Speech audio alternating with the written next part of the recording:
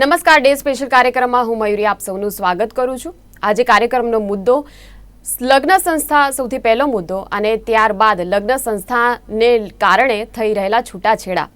હું ખરેખર એમ જ કહી રહી છું કે લગ્ન સંસ્થાને કારણે છૂટાછેડા થઈ રહ્યા છે એટલા માટે કેમ કે લગ્ન સંસ્થા ક્યાંક અત્યારના સમયમાં એટલી બધી જટિલ થઈ ગઈ છે।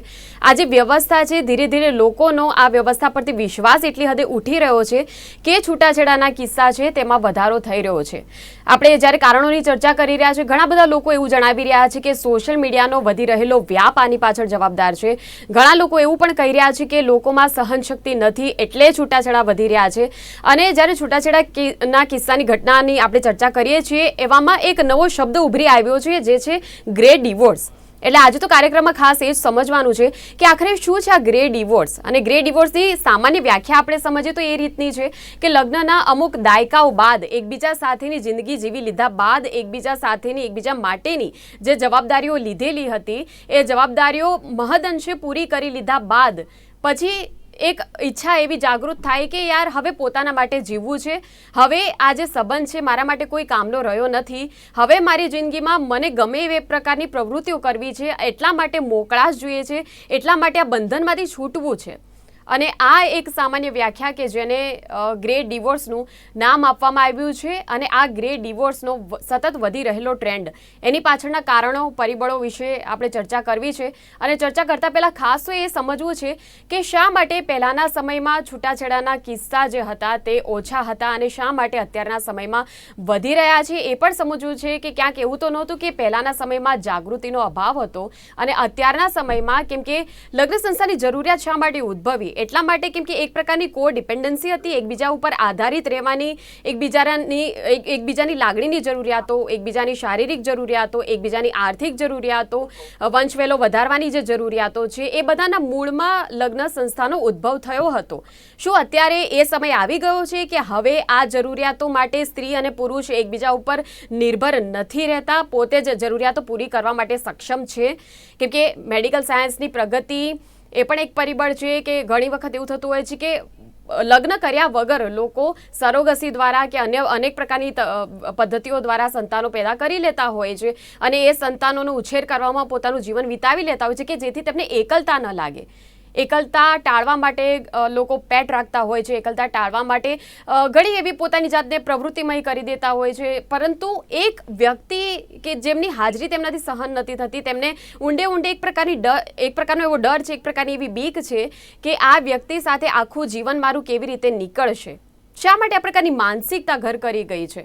એવું તે શું સમસ્યા ઊભી થઈ છે સ્ત્રી પુરુષ વચ્ચેના સંબંધોમાં કે જે પહેલાં સમીકરણ જે છે આદર્શ સમીકરણ ઉપરથી બની આવેલી જોડી, ઈશ્વરે રચેલી જોડી આપણે કહેતા લગ્નના જોડા માટે, શું આ બધું ફક્ત મિથ્યા છે? આ બધું અત્યારના સમયમાં શા માટે તેનું કોઈ પ્રકારનું સિગ્નિફિકન્સ, કોઈ પ્રકારનું તેનું મહત્વ શા માટે નથી? એટલે આ બધી જ કારણોની આપણે ચર્ચા કરવી છે। જે પરિસ્થિતિ આપણી સામે અત્યારે આવીને ઊભી છે એક સામાજિક સ્થિતિ એક સ્વસ્થ સમાજ માટે ખતરારૂપ છે, કેવી રીતે ખતરારૂપ છે, આખરે તેનું નિરાકરણ શું આવી શકે તેના વિશે પણ થોડી ચર્ચા કરીશું આજના કાર્યક્રમમાં। એટલે વધુ સમય ન લેતા મારી સાથે જે બે મહેમાનો જોડાયા છે એમનો હું આપને પરિચય કરાવી દઉં। સૌથી પહેલાં હું પરિચય આપવા માગું છું રાજેન્દ્ર શુક્લા, જે પોતે એડવોકેટ છે, ઘણા સમયથી ફેમિલી કોર્ટના કેસ લડતા હોય છે, ડિવોર્સના જે કેસ છે તેમાં મોટા ભાગે તેમને જે નિરીક્ષણમાં આવ્યું છે કે શા માટે અત્યારે લગ્ન સંસ્થા જે છે તે જોખમમાં આવી પડી છે, કેવા પ્રકારની ઘટનાઓ બનતી હોય છે તેમના વિશે તેમની પાસેથી આપણે જાણકારી મેળવીશું અને ખાસ તો એ જાણવાનો પ્રયત્ન કરીશું કે જ્યારે લીગલ દ્રષ્ટિકોણથી એકબીજા પ્રત્યેનો વિશ્વાસ જ્યારે ઉઠી રહ્યો છે પાર્ટનરોનો ત્યારે આવા કિસ્સામાં શું કરવું જોઈએ। રાજેન્દ્રભાઈ, ખૂબ ખૂબ સ્વાગત છે આપનું કાર્યક્રમમાં। સાથે જ પરિચય આપવા માંગુ છું સાર્થક દવે, ડોક્ટર સાર્થક દવે જે મનોચિકિત્સક છે અને એક મનોચિકિત્સક હોવાને કારણે તેમની પાસેથી ઘણા એવા દર્દીઓ આવતા હોય છે। મોસ્ટલી જે દર્દીઓ તેમની પાસેથી આવતા હોય છે મહત્તમ કેસ એ પ્રકારના હોય છે કે જે કોઈ પણ વ્યક્તિ, જે કોઈ પણ છોકરો કે છોકરી દર્દી બનીને આવ્યા છે ક્યાંક તો બ્રેકઅપ, તૂટેલી રિલેશનશિપ, જે સંબંધો છે તેમાં મૂવ ઓન કેવી રીતે કરવું, આ જ પ્રશ્નો મોખરે રહેતા હોય છે, મુખ્ય રહેતા હોય છે। અને આ પ્રકારના જ્યારે કિસ્સા વધી રહ્યા છે આપણી સામાજિક વ્યવસ્થા ક્યાં જઈ રહી છે એ એમની પાસેથી સમજવાનું છે। સાર્થકભાઈ, આપનું પણ ખૂબ ખૂબ સ્વાગત છે કાર્યક્રમમાં। Thank you so much. Doctor સાર્થક, આપનાથી શરૂઆત કરવી છે। મોટા ભાગે જ્યારે ડિવોર્સના અને લગ્ન સંસ્થા વિશે જ્યારે આપણે ચર્ચા કરી રહ્યા છીએ, એક ચર્ચા એ પ્રકારની થઈ રહી છે કે અત્યારના સમયમાં અત્યારની જે જનરેશન છે, જે અત્યારના છોકરા છોકરીઓ છે, લગ્નથી દૂર ભાગી રહ્યા છે. અને ઘણી વખત લોકો સોશિયલ મીડિયાને દોષ આપે છે. શું આપને ખરેખર એવું લાગી રહ્યું છે કે સોશિયલ મીડિયા જવાબદાર છે? સોશિયલ મીડિયા 100% જવાબદાર તો ન કહેવાય, પણ એક વસ્તુ ખરી કે ધીમે ધીમે આપણા દેશમાં લોકો આર્થિક સામાજિક રીતે ઇન્ડિપેન્ડન્ટ થઈ રહ્યા છે. સ્ત્રી અને પુરુષ મેરિડ હોય છે, લગ્ન જીવન વિતાવેલું હોય છે, શરૂઆતમાં લગ્ન કરી લે છે, કદાચ એ વખતે જ એમને લાગ્યું કે હું ખુશ નહીં રહી શકું, મને સારું નહીં લાગે, મને સારું નહીં રહે. પણ એ સમયમાં સામાજિક જવાબદારીઓના લીધે લોકોને શું કેવું, લોકો શું સવાલો પૂછશે, એ બધાના લીધે એ વખતે કોન્ફિડન્સ કદાચ ના આવે. પછી બાળકો થયા, બાળકોની જવાબદારી, બાળકોને ઉછેરવાના, મોટા કરવાના, એમને પગભર કરવાના. એ બધું પૂરું થયા પછી ઘણી બધી વખત લોકોને એવું થતું હોય છે કે હવે મારે આ વ્યક્તિ સાથે આગળ નથી રહેવું. ઘણી વખત એ કોન્ફિડન્સ એના પછી આવતો હોય છે. ઘણી વખત બહુ સમય જતો રહેતો હોય છે, 20 વર્ષ, 25, 30 વર્ષ જતા રહેતા હોય છે, જ્યારે એમને એવું રિયલાઇઝ થાય છે કે મારે આમાં નથી જ રહેવું. સોશિયલ મીડિયાથી એ વસ્તુ થઈ રહી છે કે આવું ફીલ કરનારા લોકો જે દુનિયાના છે, એ બધા એકબીજાના ટચમાં આવી રહ્યા છે. જે વિડીયોઝ આવી રહ્યા છે ઇન્સ્ટાગ્રામ ઉપર, ફેસબુક પર, યુટ્યુબ પર, જે જાતનું ઇન્ફોર્મેશન મળી રહી છે આ બાબતે, અને જે લોકો આ વસ્તુને એન્કરેજ કરી રહ્યા છે, તો એક દેશમાં બેસેલો માણસ જ્યારે આનો વિડીયો બનાવે છે, બીજા દેશમાં વ્યક્તિ જોવે છે, ત્યારે એને એવું રિયલાઇઝ થાય છે કે હા યાર, મને આવું થઈ રહ્યું છે. જેના લીધે એને એન્કરેજમેન્ટ મળે છે કે ભાઈ ના, મારે પણ આવું કરવું જોઈએ. એવી જ રીતે એની સામે કે ભાઈ મારે હવે મારા પરિવાર માટે, મારા પતિ માટે, મારા વાઈફ માટે હવે મારે કોઈ પણ જાતનું કોમ્પ્રોમાઇઝ નથી કરવું. એ જે કોમ્પ્રોમાઇઝ કરવાની ભાવના છે, જે એડજસ્ટ કરવાની ભાવના છે, એ ઓછી થઈ ગઈ. કારણ કે જોયું કે દુનિયામાં, સોશિયલ મીડિયા થ્રુ જોયું કે દુનિયામાં, બીજા દેશોમાં, આપણા દેશોમાં બીજા બધા લોકો કઈ રીતે એકલા પણ જીવી શકી રહ્યા છે. એટલે આ બધી વસ્તુ, આ બધા પરિબળો એવા છે, મલ્ટિપલ પરિબળો છે. તમે બહુ બરાબર કીધું કે આ વધી રહ્યું છે. મેં એક સર્વે વાંચ્યો હતો કે 1990 પછી ધીમે ધીમે ગ્રે ડિવોર્સિસનું પ્રમાણ છેલ્લા આટલા વર્ષોમાં ડબલ થઈ ગયું છે. અને એવું કહેવામાં આવે છે કે 2030 સુધીમાં તો ટ્રિપલ થઈ જશે, 3 ગણા વધી જશે. એટલે જે દિશામાં સમાજ જઈ રહ્યો છે, એ પ્રમાણે મને એવું લાગે છે કે એકબીજા સાથે રહીને કોમ્પ્રોમાઇઝ કરવાની, એકબીજાની સાથે રહીને એકબીજાને ગ્રોથમાં મદદ કરવાની, કમ્પેનિયનશિપની જે ભાવના છે, એડજસ્ટ કરવાની ભાવના છે, ફેમિલી માટે, ફેમિલીના ગ્રોથ માટે, એ તો ડેફિનેટલી ઓછી થઈ રહી છે. બિલકુલ. રાજેન્દ્રભાઈ, આપણે પહેલાના સમયમાં શા માટે આપણે છોકરા છોકરીઓની સામે એક મા બાપ જ્યારે લગ્નની વાત મૂકે તો શેના માટે મૂકતા હોય કે ભાઈ જ્યારે તું ઘરડો થઈશ કે ઘરડી થઈશ ત્યારે તને કોઈ ઇમોશનલ સપોર્ટ જોઈશે, તને કોઈ એવો વ્યક્તિ જોઈશે કે જે બીમારીમાં તારી કાળજી લે, કેર કરે, આખી જિંદગી તારું ધ્યાન રાખે. તો પાછલી ઉંમરે જ્યારે ધ્યાન રાખવાની વાત આવે, એ જ વખતે જ્યારે છૂટાછેડાની નોબત આવે, કયા કારણો આપ જોઈ રહ્યા છો? શા માટે આવી સ્થિતિ આવી પડી છે? મારો ફેમિલી કોર્ટનો થોડો અનુભવ મોટો છે. અમે ફ્રી લીગલ એડ આપીએ, મફત કાનૂની સહાય. એમાં ઘણા બધા કપલ આવે, ઘણી બધી સ્ત્રીઓ અને બહેનો આવે. હું ટુ ધ પોઈન્ટ કરું કે પહેલી વાત કે ગ્રે ડિવોર્સ એટલે શું, તો લગભગ 50-55 ઉપરના ભાઈ બહેનો હોય, મતલબ સ્ત્રી પુરુષો, એમની વચ્ચેના ડાયવોર્સ થાય છે, એ ગ્રે ડિવોર્સ છે. એટલે યંગસ્ટરની વાત નથી. યંગસ્ટરની અંદર એ લોકોના ઝઘડા હોય કે કારણભૂત હોય કે 498 હોય, એજનો ઝઘડા હોય, એ જુદી વાત. પણ જે 50-55 ઉપરના પુરુષો છે, એ લોકોના ડાયવોર્સ થાય છે. પાછળ બહુ સ્પષ્ટ અને કદાચ અભદ્ર લાગે, ભદ્ર લાગે, પણ સારી વાત કરું કે બંનેની સ્ત્રીઓની પુરુષની શારીરિક રચના જુદી છે. સ્ત્રીઓને મેનોપોઝ પીરિયડ આવી જાય 45-47 વર્ષે, અને ખાનપાન અને કામના પ્રેશરને કારણે અર્લી મેનોપોઝ આવી જાય. મેનોપોઝ એટલે ગુજરાતીમાં એને રજો નિવૃત્તિ કહેવાય. એટલે બહેનો લગભગ 45-47 પછી એમના પીરિયડ બંધ થઈ જાય, એમને સમાજ, એને સંસારિક જીવનમાંથી રસ ઉડી જાય. બીજી વાત કે ત્યાં સુધીમાં 2 કે 3 બાળકો થઈ ગયા હોય, એટલે શારીરિક રીતે પણ એમનું શરીર થોડું વીક પડ્યું હોય. ત્રીજી વસ્તુ કે જો પુરુષની બાબતમાં કેવું છે, જો વ્યસન વગરનો માણસ હોય, દારૂ ના પીતો હોય, તમાકુ ના ખાતો હોય, સ્મોકિંગ ના કરતો હોય, અને 70-75 સુધી એ સારી રીતે જાતીય જીવન ભોગવી શકે, સેક્સ ભોગવી શકે છે. એટલે જ્યારે પછી છે ને, એટલે આ ઉંમરે કજોડું નિર્મિત થાય. પહેલા કજોડું ના હોય, જુવાનીમાં પણ પછી એ સમજણ ક્યાં ગઈ રાજેન્દ્રભાઈ? એકબીજાની જરૂરિયાતોને સમજવાની જે સમજણ હોવી જોઈએ કે અન્ડરસ્ટેન્ડિંગના પાયા ઉપર લગ્ન સંબંધ ટકે છે ને. વાત સાંભળી લો, મારી વાત સાંભળો. એટલે બેઝિકલી કોઈ ગમે તે કે પણ આપણા ધર્મમાં કહ્યું છે અર્થ ધર્મ કામ મોક્ષ, એટલે કામ છે ને એ ત્રીજો પુરુષાર્થ છે. અને બીજું જીવતા માણસની વ્યાખ્યામાં શું કીધું છે કે આહાર નિંદ્રા ભય મૈથુન છે, એટલે દરેકને આહાર જોઈએ, ભય લાગે, મૈથુન જોઈએ અને નિંદ્રા, એટલે જે 4 એના તત્વો છે, ઇન્ગ્રેડિયન્ટ એ છે. એટલે પુરુષોની બાબતમાં પુરુષ 60 વર્ષે અને 70 વર્ષે જો સારો ખોરાક હોય, રોગ મુક્ત હોય, કોઈ વ્યસન મુક્ત હોય તો એ પરફોર્મન્સ સેક્સમાં કરી શકે. એટલા માટે સ્ત્રીઓ કંટાળે છે. આપનો જે સબ્જેક્ટ હતો એ આજના દિવ્ય ભાસ્કરમાં છે. એમાં માજી એવું કીધું કે રોજ માગણી કરે છે. માજી 70 વર્ષના અને એનો વર 73 વર્ષનો. હવે એના લીધે બેન કંટાળે. બીજી વસ્તુ શું થાય છે કે જે કામના કલાકો છે એ કામના કલાકોમાં વકીલ જોડે, વકીલ લાગે 10 કલાક ઓફિસમાં કામ કરે, તેની જોડે જુનિયર વકીલ છોકરીઓ હોય, અથવા કોઈ ફિલ્મ પ્રોડ્યુસર, ડાયરેક્ટર, દવાખાનામાં નર્સો એની વાઇફ કરતા વધુ કલાક ડોક્ટર જોડે રહે. 12 કલાક દવાખાનું ચાલે, ધારો કે સવારે 5-6 કલાક સાંજે, તો પત્ની સાથે તો ઘરે જઈને ઊંઘી જાય ને 8 કલાક સુઈ જાય 12 કલાકમાંથી. એટલે બેઝિકલી જોડે કમ્પેનિયનશીપ રહે છે, એને કારણે પણ આ બધી સંબંધો વધે. પણ પ્રશ્ન ક્યાં ઉભો થાય છે કે જે પત્નીએ તમારા જોડે 25 વર્ષ કાઢ્યા, તમને 2 બાળકો આપ્યા કે 3 બાળકો આપ્યા, એ પછી પોતાના પતિનું ડિવિઝન થાય અથવા મિલકતમાં નવી ભાગ પડાવનારી આવે, વધુ સુખ આપનારી આવે, એટલે કદાચ એનું મહત્વ વધી જાય. એટલે કાં તો સ્ત્રી સહજ ઈર્ષા હોય. એક બહુ સારું પિક્ચર ઉત્સવ હતું, એની અંદર રેખા હિરોઈન હતી, તો એને આવા અનૈતિક સંબંધો થઈ જાય હીરો જોડે, તો એની વાઈફ શું કહે છે કે મને તો આનંદ થયો, તમે મારા વરને સુખ આપ્યું. એ પિક્ચરમાં બની શકે કે નવલકથામાં બની શકે, પણ જિંદગીમાં નથી બનતું. એટલે પછી તકલીફ શું થાય છે કે ડાહી છોકરીઓ હોય તો આ ખાડે કાન કરીને ગુપ્ત સંમતિ આપે.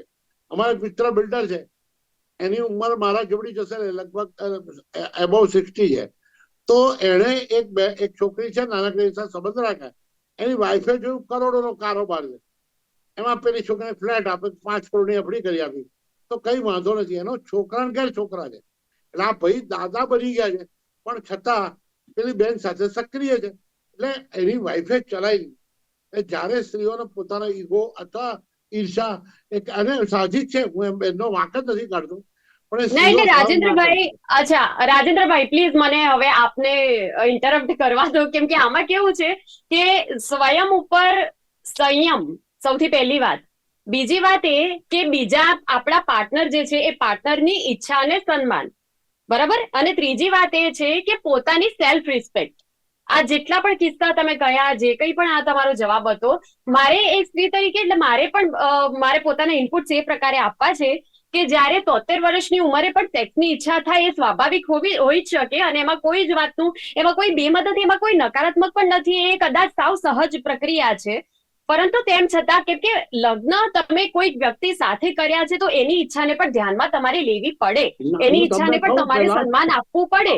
અને આમાં કોઈ પણ મહિલા જો એવું કહેતી હોય પોતાના વરને કે તું બહાર ક્યાંક જઈને તારી ભૂખ સંતોષી આવ, જો આ પ્રકારનું એ કહેતા હોય, તો એ બેન પોતે ક્યાં એની સેલ્ફ રિસ્પેક્ટ છે, ક્યાં એની પોતાની એક મહિલા તરીકે પોતાની જાતને સન્માન નથી આપી રહી. એ એનું ડાપણ છે, સેલ્ફિશનેસ નથી. 1955માં હિન્દુત્વની એવો કાયદો સુધારો આવી ગયો ફેમિલીનો કે તમે એક પત્ની કરી શકો. તમે મારા કોઈ ધર્મનું નામ નથી દેવું, પણ આમાં 4 પત્નીની છૂટ છે. એટલે એ જે નિર્ણય લીધો હશે એ કોઈ ડાયા માણસે નિર્ણય લીધો હશે. કારણ એટલે આ બધું તમે આને સમર્થન આપો છો રાજેન્દ્રભાઈ? ના, આ મજબૂર થયેલી પરિસ્થિતિ છે. હું સમજતા નહીં, હું આ વાતને સમર્થન નથી આપતો. પણ એ માણસ જે હોય એની વાઈફ ધારો કે 50 વર્ષની કે 60 વર્ષની છે, હસબન્ડ 65 વર્ષનો છે, તો પેલો રોજ દુઃખી થાય એમ તમે એને સમર્થન આપો છો? અચ્છા ઠીક છે સાર્થકભાઈ, શું કહેવા માંગશો? આ જવાબ જે રાજેન્દ્રભાઈનો છે, શું કહેવા માંગશો આપ? લગ્ન મતલબ આમાં સારું ખોટાનો સવાલ નથી. સાચું ખોટું કેવું મારું કામ નથી. ના, સાચા ખોટાની વાત નહીં, વાત નૈતિકતાની છે ને, વાત નૈતિકતાની છે. હા, એટલે હું આગળ જ કહેતો હતો, સાચું ખોટું, સારું ખરાબ બહુ બીજા લોકો કે એટલું ખરું કે લગ્ન એટલે કમિટમેન્ટ. હું કમિટમેન્ટ આપું છું, અને લીગલી ને એક મોરલી, કે ભાઈ હું કમિટમેન્ટ આપું છું કે હું આજીવન અથવા મારાથી શક્ય હોય ત્યાં સુધી હું સાથે રહીશ. મેં કમિટમેન્ટ આપ્યું છે, તો પછી મને ભૂખ લાગે કે ન લાગે મારું કમિટમેન્ટ છે. મેં નક્કી કર્યું છે કે હું નોનવેજ નહીં ખાઉં, તો એને અને મને મન થઈ ગયું કે પેલું હતું તો એ કમિટમેન્ટ ના કહેવાય. એટલે મેં નક્કી કર્યું છે ભાઈ મારે આ નથી કરવાનું, એટલે મારે આ કરવાનું. અને એના લીધે કદાચ આ સાહેબ જે કહે છે અને જે ઘણા બધા રીઝન્સ છે એના લીધે લોકોને અવેરનેસ વધી છે. ઘણા લોકોને કદાચ એવું હોય કે ભાઈ મારે આ એક્સટર્નલી મારે આ ચીટ નથી કરવું, મારે લગ્ન સંસ્થાની બહાર કંઈ નથી કરવું, એટલે પહેલા છતાં મારે આ કરવું છે, એટલે પહેલા હું મારા લગ્નનો અંત લાવું, પછી મારે જે કરવું હોય હું કરી શકું છું. એ કારણથી પણ કદાચ ડિવોર્સના કેસીસ, ગ્રે ડિવોર્સના કેસીસ વધી રહ્યા છે. એ પણ બની શકે કે જે પોતાની અંદરની વાસના છે, પોતાનું અંદરનું જે પણ નીડ્સ છે, નેસેસિટીઝ છે બોડીની, એ બધી ફૂલફિલ કરવા માટે લોકો ભાઈ મારે કોઈ લીગલ, અનએથિકલ, ઇમોરલ વસ્તુ નથી કરવી, એટલે ભાઈ હું પહેલેથી છૂટો થઈ જાઉં. એ પણ કારણ હોઈ શકે અલગ થવાનું. બિલકુલ. અને રાજેન્દ્રભાઈ, જે પ્રકારે આપ કહી રહ્યા છો કે ઘણી વખત એવું હોય છે કે પુરુષ મોટી ઉંમરનો હોય પણ એની સાથે કામ કરતી સ્ત્રીઓ જુનિયર લેવલની હોય અને એ નાની ઉંમરની હોય એટલે આકર્ષણ થાય. હવે આપણે છે ને થોડો જેન્ડરના રોલની અદલા-બદલી કરીએ. આપણે એવું કેમ કે સ્ત્રીઓ મોટી ઉંમર સુધી ઓફિસોમાં કામ કરતી હોય છે, તો કોઈ મોટી ઉંમરની મહિલા હોય ઓફિસમાં 45 થી 50 વર્ષની, અને એની અંદર કદાચ એની અંડર જે કામ કરનારો એની જે ટીમ હોય એ ટીમમાં એક છોકરો હોય કે જે 23-25 વર્ષનો એકદમ ફૂટણીઓ જુવાન હોય, તો શું એને પણ આવું કરવું જોઈએ? એચરાજ પિક્ચરની તમે સ્ટોરી કહી, એમાં પ્રિયંકા મારે ફિલ્મોની સ્ટોરી, મારે આ રિયલ લાઈફ છે રાજેન્દ્રભાઈ. હું તમને રિયલ જે મુદ્દા છે ને આપણે એની ચર્ચા કરી રહ્યા છીએ. તમે મને ઘેરવાનો પ્રયત્ન ના કરો કે હું સાચો છું ખોટો છું. હું સમાજની વાસ્તવિકતાનું વર્ણન કરું છું. આપણા વાસ્તવિકતા કેટલી ખતરનાક છે હું એમ કહું છું. પણ મારી વાત સાંભળો મોટી બેન, કે વાસ્તવિકતા ખતરનાક છે એ હું કે તમે ટાળી શકીએ એમ નથી. તમે મારો પોઈન્ટ સમજતા નથી. આપણે પરિસ્થિતિનું નિવારણ કરવાનું મારો તમારા હાથમાં નથી. તમારી ટીવી ચેનલોમાં મારી પાસે 10 કેસ આવેલા છે. અચ્છા, તો પછી આપણે આ સમાજને કેવી રીતે બચાવશું? સમાજમાં એવું છે બેન કે બચવાની અંદર લગ્ન જીવનથી જ બચે એવું જરૂરી નથી. મેં તમને કહ્યું કે ઘણીવાર આ વસ્તુ એવી છે કે ગુપ્ત રીતે ચાલ્યા કરે. જો તમે મને કોઈ બીજી સાચી વાત કહું કે ટિન્ડર કરીને એક આમાં કઈ મને ખબર ખોલી નથી, મારું સાંભળ્યું એપ્લિકેશન છે કે ગમે ત્યાં જાઓ તમને સ્ત્રીઓ મળી રહે, આના બેનપણીઓ મળી રહે. અને જે પ્રોસ્ટિટ્યુશનનો ધંધો ચાલે છે, પ્રોસ્ટિટ્યુશન બહુ કેસો લડે. તો પ્રોસ્ટિટ્યુશન કોના લીધે ચાલે છે? સ્ત્રીઓ એટલા લીધે ચાલે ના, પુરુષ ગ્રાહક છે માટે પ્રોસ્ટિટ્યુશન ચાલે છે. એવી રીતે મેં તમને કીધું કે આનો જે ફોર્સ છે, તમે જુઓ ભૂતકાળમાં ઋષિ મુનિઓ ભ્રષ્ટ થયા છે. વિશ્વામિત્રની વાત જુઓ, હું તો તમને 10 નામ આપું. અત્રિ ઋષિની વાઈફ હતી અને પથ્થરની બનાવી દેવામાં આવી, એમાં ઇન્દ્ર ગયો હતો. કહેવાની વાત તમે બધાની અંદર શાસ્ત્રોમાં જુઓ તો ભ્રષ્ટાચાર. ગંગા સ્વર્ગની નદી હતી, ત્યાંથી ઉતરીને પૃથ્વી પર કેમ આવી? કારણ કે મતિ ભ્રષ્ટ થઈ હતી ને સ્વર્ગના યજ્ઞ દરમિયાન ચાળા કર્યા. બૃહસ્પતિ એને પણ રાજેન્દ્રભાઈ, આપણે છે ને જે ચર્ચા અત્યારે કરી રહ્યા છે એનો હેતુ હું તમને સમજાવી દઉં. એનો હેતુ એ છે કે આપણે જે યંગ જનરેશન છે અને જે યંગ જનરેશનમાં ડિવોર્સ જે થઈ રહ્યા છે એ તો ઇશ્યુ છે જ, પણ કેમ કે મોટી ઉંમરના લોકો બી જો ડિવોર્સ લેતા થશે તો યંગ જનરેશન શું બોધપાઠ લે છે એમાંથી. એટલે આપણે છે ને ડિરેક્શન આપવાનું છે, આપણે એક દિશા આપવાનું એક કામ કરીએ ને. જો દિશા આપવાની વાત કરીએ ને તો આમાં એક જ વાત છે કે જે યંગ જનરેશનના ડાયવોર્સ છે એના કારણો જુદા છે. એ લોકોના જુદા અફેર હોય, ત્યાં જુદી આદતો હોય. મારી પાસે ફેમિલી કોર્ટના અને ઘણા બધા ઝઘડા આવ્યા, મિલકતના ઝઘડા. આમાં શું થાય છે કે આ વસ્તુ છે એ એજડ માણસોની વાત છે. ડિવોર્સ એટલે 50-55 ઉપરની વાત છે.